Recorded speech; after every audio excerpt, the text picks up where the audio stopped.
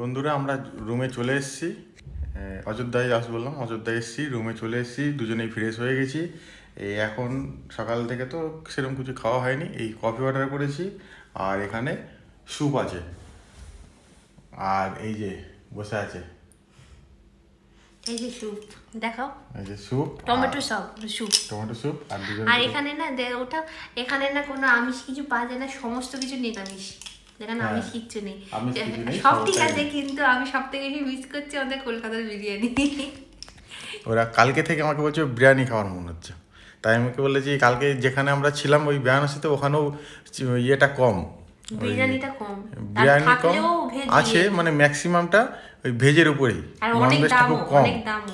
আর দামটা আর চিকেন আছে, তার এক এক বিরিয়ানি, চিকেন বিরিয়ানির দাম কত বলতে 290 টাকা না কত, ভেজ বিরিয়ানির দাম ওটা। চিকেন বিরিয়ানি তাহলে ওরকম হবে 290-300 টাকা এরকম কিছু হবে। তার সব জায়গায় পাওয়া যাবে না, ম্যাক্সিমাম জায়গায় ভেজ। আর এখানেও সেম, কলকাতায় ওকে বাড়ি যাওয়ার পথে বিরিয়ানি খাই বাড়ি নিয়ে যেতে হবে ওকে। চলো এখন আমরা খেয়ে নিই, আর এই যে বামন খাবে।